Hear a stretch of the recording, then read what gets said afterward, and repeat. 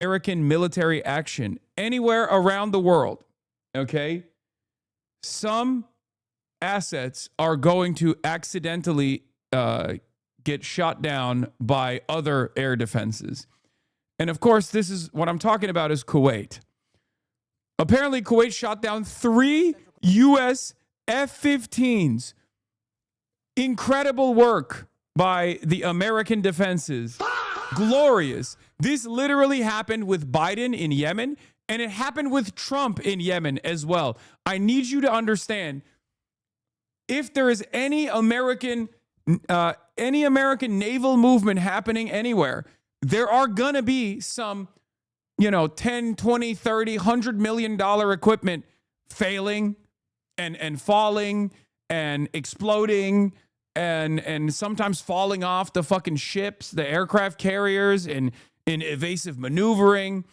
It's incredible. We love melting tax dollars on fire. We love lighting tax dollars on fucking fire. It's glorious. It's just, you might as well watch a school explode in the air at that point. Command says 3 fighter jets were shot down by friendly fire from Kuwaiti forces. CENTCOM says all 6 crew members aboard the jets ejected were safe. John McCain's ghost is haunting our forces. Yeah. John McCain dropped 6 planes. 6 planes. And the only reason why he was incapacitated was because he was taken as a prisoner of war. Do you understand? Like, they would have put his ass back on a fucking plane even after the last incident if he hadn't been incapacitated by being taken as a prisoner of war by the Viet Cong. Understand, he was the Viet Cong's strongest soldier. That's why I always had tremendous respect for John McCain, the anti-imperialist goat. A lot of you only talk about how you want to offer critical support to the people's liberation, critical support to the North Vietnamese, but John McCain lived it, okay? He lived it. He lived it every day of his life. 6 aerial assets he dropped. 6 of them. How many American aircrafts have you destroyed? A lot of you LARP. A lot of you LARP as though you're like, oh, dude, I think it's I would love to serve. I would love to serve alongside these people. These people are doing this honorable, brave, anti-imperialist action. Fuck America, caca. John McCain lived it. Okay. Recovered and are in stable condition. He lived it. CNN geolocated video that appears to be an F-15 falling from the sky. The pilot parachuting out. There's also video that appears to show a pilot safe on the ground after ejecting. Now, the aircraft were F-15 Strike Eagle fighter jets. CENTCOM says Kuwaiti air defenses mistakenly shot them down during active combat that included attacks from Iranian aircraft, ballistic missiles, and drones. The cause of the incident under investigation. Now, CNN following all the latest developments from around the globe, the White House, the Gulf, inside Saudi Arabia, and Israel. Let's start there. Our Nick Payton-Walsh is in Tel Aviv with the very latest on the loss of 3 U.S. aircrafts. That's a significant loss all at once, Nick. It is startling to see 3 involved in a friendly fire incident like this, and I think it brings home the jeopardy that US troops face as this conflict widens. Look, it's clear that CENTCOM is saying here this was an active combat area. Likely, it seems, if you interpret what they said, that Kuwaiti air defenses were engaging drones, missiles, other things at the time, and mistook these F-15s as legitimate targets too. That is essentially the consequence of the war that the United States is in here. President Trump warned yesterday that there could potentially be more. I fucking love this. I'm sorry. It's so funny. It's so funny. I was just like, wah, wah. Oh, man. Oh, man. Oh, baby. شوف طلعت عندنا هني يا يبا شوف طلعت عندنا والله يا ساتر. Oh, you can always count on these fucking $30 million bad boys, $100 million bad boys, however expensive it is to just Operation I'll just stay up and keep drinking. That way I won't be hungover at work. Bruh. Oh man. What is 80 million a pop? Fantastic. 4 US casualties. There's been 3 so far, and let's face it, this was clearly a near miss. All 6 crew ejecting safely and now being in a stable condition, having been recovered by the US military. We want to talk about how this happened, and here to do that is retired Army Brigadier General Steve Anderson. Thank you so much for being here, because we're going to talk not just about that plane, but also the sort of pros and cons of doing an air campaign with the goal of regime change, which is not something. Oh, that's the second part of this. Every aspect of Operation Epic Fail, Operation Epic Fortnite Chungus, Operation Epstein's Fury is just busted, okay? Every part of this operation is so busted because the goals are wrong. The methods are impossible to achieve the stated goals for, right? Like the goals in and of itself are idiotic. And the methods that we are willing to commit to are not going to help us achieve those goals at all. It's incredibly fucking violent. It's incredibly brutal. It's incredibly deadly. And on top of that, in the process of Operation Epic Fortnite Chungus, billions, and I mean billions of dollars of American assets in the region have been destroyed. And as a consequence of that destruction, in the hands of Iranian drone strikes, Iranian munitions, Iranian ballistic missiles, okay, we have seen, once again, that America literally either A, does not care about any of its Gulf regional allies, or is, perhaps worse, incapable of defending their own bases. Okay? Operation Epic Fail has been insane as far as like doing damage to American might and American military competence. You could not write a funnier story than this. Okay? Operation Fortnite Chungus is conducted by actual drunk assholes, drunk rapists who are just drunk at the wheel. Like very clearly drunk driving this drunk driving the fucking car. Haas MVP? What did he do? Oh, he's putting falling planes on the screen. Okay.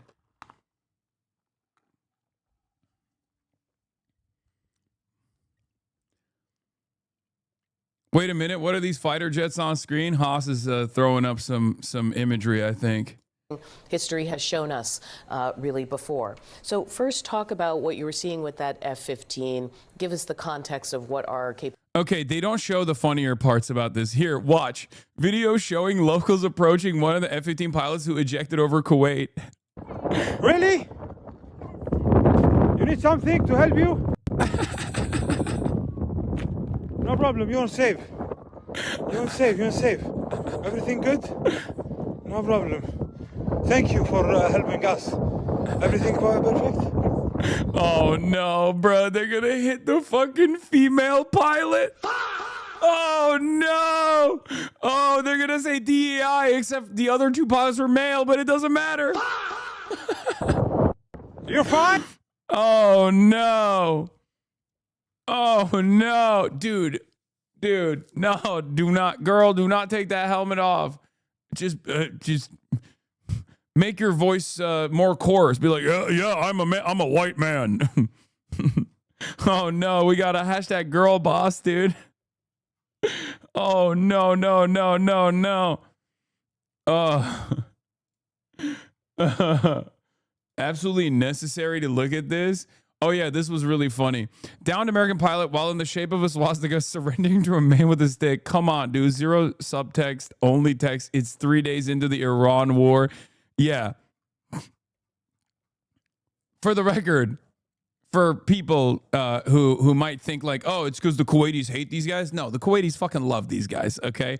I need you to understand something. They probably thought he was an Iranian pilot at first. And then they realized that he was an American pilot, and then they put him in the back of a car so that they could take him to a hospital. Police? Yes, 1 minute.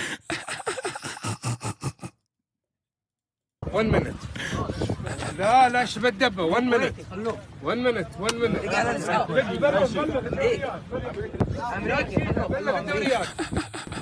Police? Yes. 1 minute. Brother, what is happening? Bro, we are not a serious country, man. They put him in the back of the car like a dog. Oh my God, dude. Oh, that's so funny. That's awesome. Kuwaitis are providing cover. Only system they have that can hit F-16s are Patriot batteries, which have lots of fail-safes due to past FF incidents. It was Iranian batteries. U.S. is just lying. Yeah, there is a suspicion on whether or not this was friendly fire.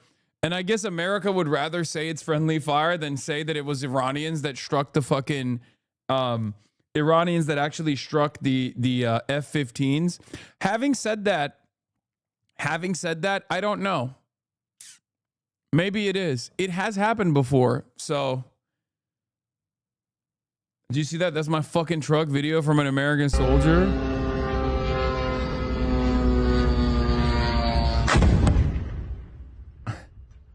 That's my fucking truck.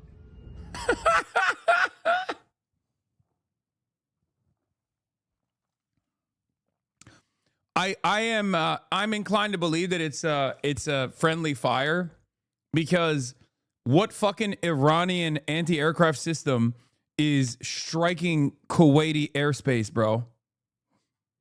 Like, that's crazy. You know what I mean? It's like, because it literally happens right on top of the Kuwaiti airspace. Like, that's this is cognitive information warfare, e.g. lie the fuck out of everything and claim otherwise. This is a new NATO doctrine. Iran has S-300s within range of Kuwait.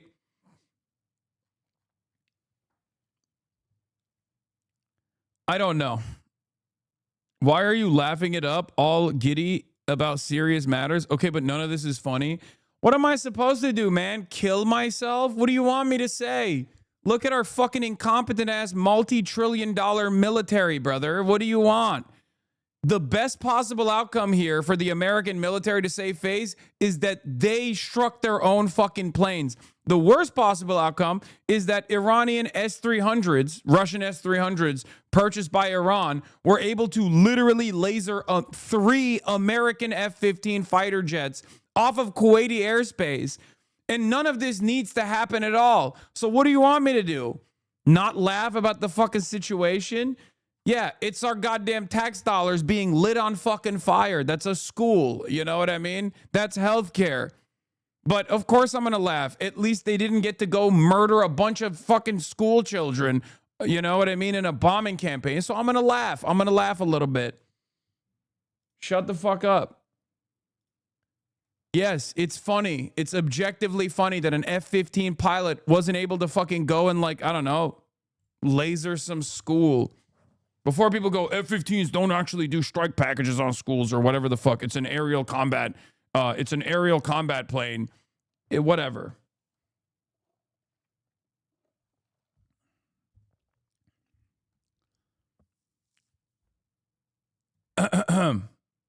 Yes, nerds incoming.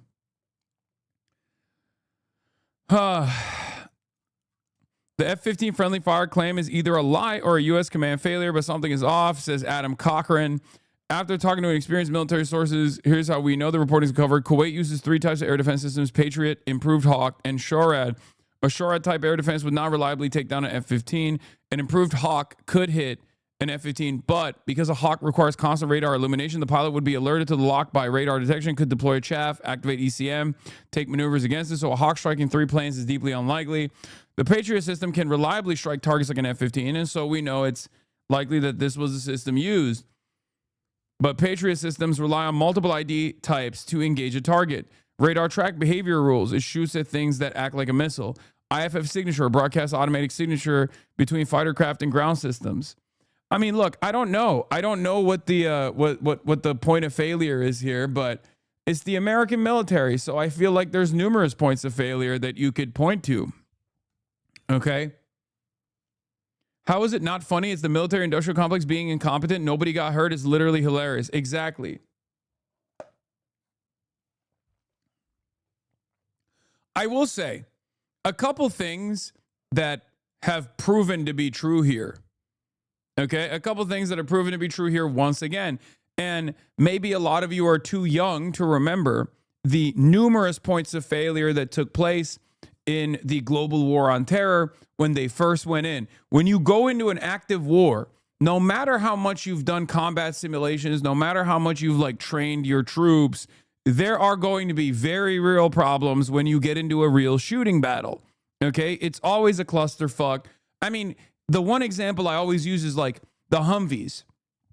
Okay, they brought all these fucking Humvees into Iraq and Afghanistan, and literally they had no coverage, no protection underneath the Humvees. So basically, all of those Humvees turned into dick explosion machines because they would just drive around.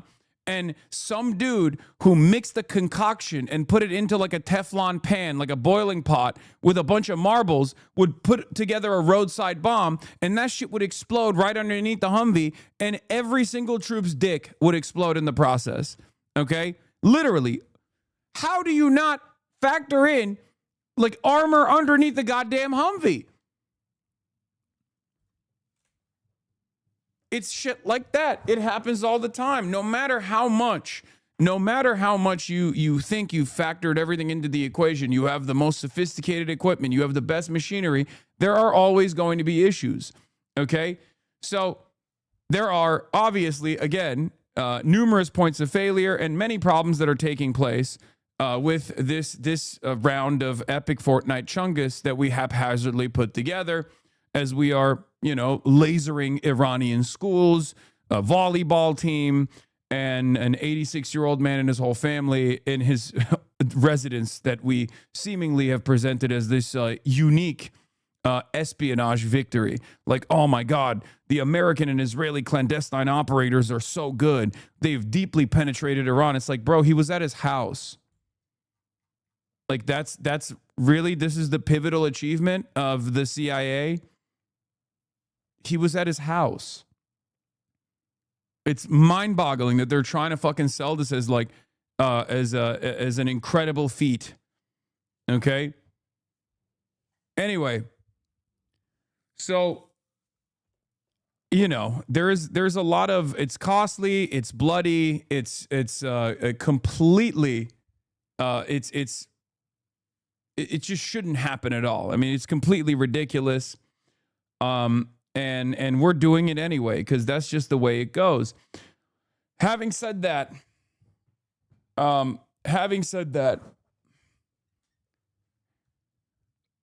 as far as these points of failure, I mean, these are at this point you would assume that it would be expected that these sorts of things are going to happen, but seemingly it happens all the time with regular frequency. It literally happened with Ansar Allah under the Biden leadership when the Biden administration was bombing Sana'a, bombing Yemen.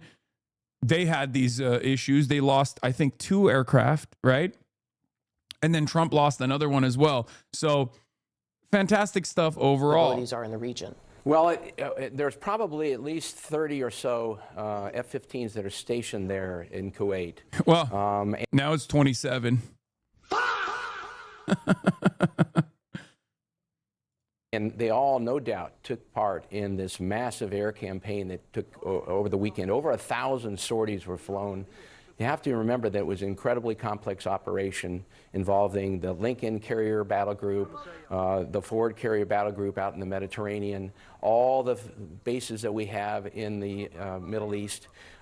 Without a doubt, there was probably Tomahawk missiles launched from submarines, in fact. So it was an incredibly complex operation. So the fact that we'd have some kind of collision or some kind of an incident, is not that, it's not that remarkable. Nobody's nerfect. Bro, that's awesome. That's awesome. Come on. I mean, what? Yeah, we fucking shot 3 $80 million pieces of sophisticated equipment out of the sky with $4 million missiles. in the same, like at the same damn time. It's normal. It happens all the time. But what is remarkable is the performance of the American military in this and the Israeli military to have done what they've done over the last couple of days without a single shoot down is pretty remarkable. Those aircraft were F-15 Strike Eagle fighter jets. The cause of the incident, of course, continues to be looked at, but those jets are just some of the assets that the U.S. is deploying in the air as this war expands. The military is also using remotely piloted MQ-9 Reaper drones. They carry Hellfire missiles and guided bombs. They are also using B-2 stealth bombers, valued at just... Isn't it wonderful to see why you don't have healthcare on TV every day? This also, I love when mainstream news turns into like QVC for fucking the American military industrial complex. They're like, look at the might of our weapons. They're so fucking sick. So you know, more than $1 billion each. The bombers usually fly out from an airbase in Missouri with a crew of 2. Now let's get the very latest from our correspondent stationed in key cities. Clarissa Ward is on the Iranian border in eastern Iraq. Let's start with you, Clarissa. What's happening there? Hi, Kate. Well, we are here at the border. As you mentioned, today's the first day that there's some traffic going in and out. They are allowing Iranian trucks and Iranian citizens to go back into Iran, and for Iraqis who may be on the other side of the border to come back in. But I just want to play you some video of something pretty extraordinary. We just saw an Iranian Shahed drone literally flew over our heads. Take a look.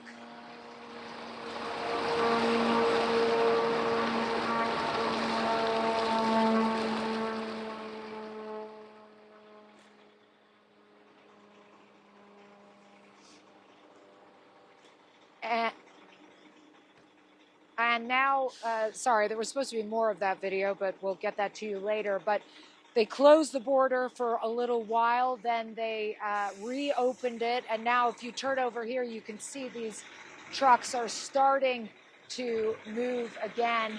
We spoke to one Iranian truck driver who told us that he was very scared about what's happening inside Iran, but that he wanted to get back home. Reminder, this border is going to be very consequential because this is where they're going to push the Kurdish militias in to the Iranian state through. Okay? Just so you understand, I'm telling you ahead of time, Babe Ruth calling out the fucking shot. This is the border that they are going to push the Kurdish militias through because they do not have an active mobilization on the ground. The goal here is to destabilize Iran and destroy the state, okay? The goal here is to destabilize and destroy the Iranian state. They are going to send in Kurdish militias, maybe ISIS too, who knows? ISIS would love to get a couple licks in there as well, but I know for a fact, but they are not moving. They want to keep it democratic. All parties agreed to that. Brother, just wait, okay? Just fucking wait. As quickly as possible to be sure that he could get back to his family. Kate? Oh, that's understandable. That's some amazing video. We're getting that all brought in and to show that more of that video that you and your team were able to get. Clarissa, we're going to be showing that for sure once we can turn that around. I really appreciate it, Clarissa. Standing by. How hypocrite after having sacrificed Rojava? Yes. Yes. But these are separate Kurdish units. But they will do it one more time. Okay? They will do it one more time. Because they need... Okay, listen. The biggest problem from the American perspective here, pulling it back.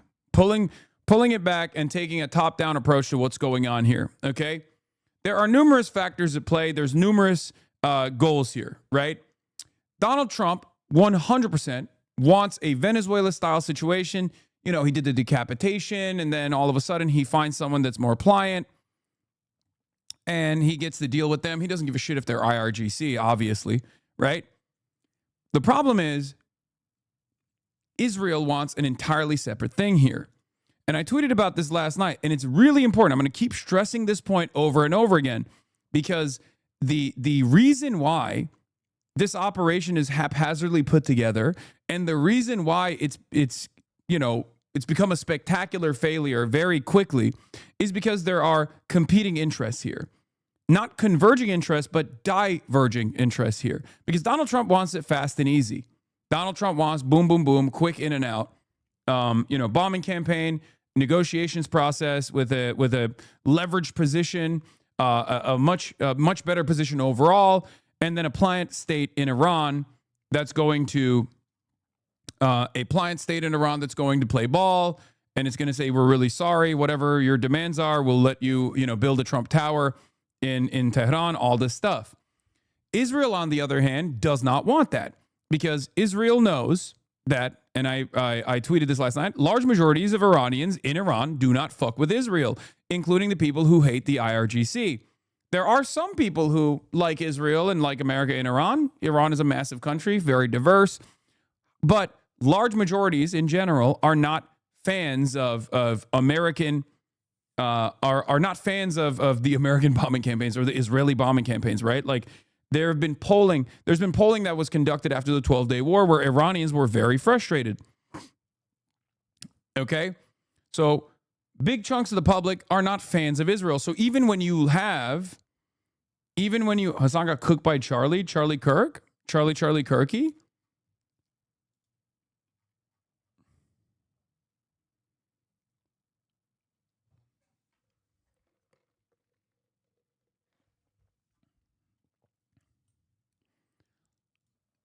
I'll unban you. I just popped a perky. So,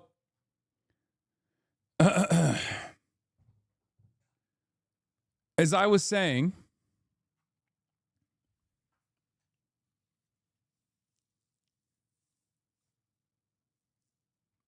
I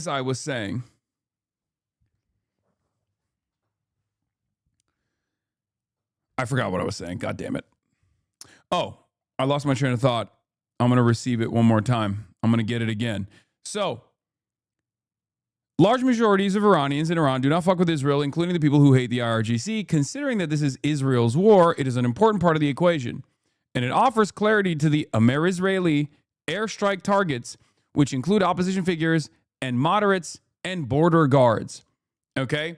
Because if you're wondering why America and Israel are blowing up, like, not just the heads of state, but then also trying to assassinate oppositional figures to the state, including a guy who's been on house arrest since 2011. The reason for why is because Israel does not want any real oppositional figure there, okay? Israel wants a failed state. Israel recognizes that, with the exception of like Reza Pahlavi, right, which you would need to send in American troops to defend. If you were to plant Reza Pahlavi in power, you would need American troops to defend that, right? Because there's no world where a 93 million nation is going to welcome Reza Pahlavi as the true leader of Iran. It's not going to happen. Is there some support on the ground for Reza Pahlavi? Sure.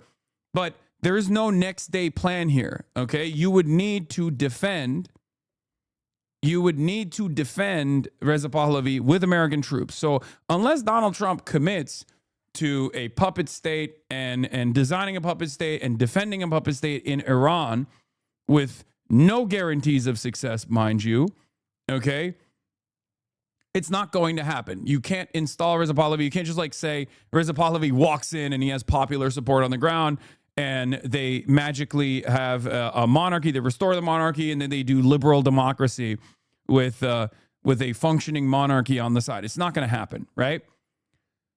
And in the absence of that option, the only other option for Israel that is going to effectively destroy the Iranian state is just a failed state, right? Trump might want regime change, in air quotes, like in Venezuela, but Israel wants a failed state like Libya that will never threaten its expansionist ambitions again. Any real deal here for Trump means cutting out Israel, and that's not likely going to happen until it gets really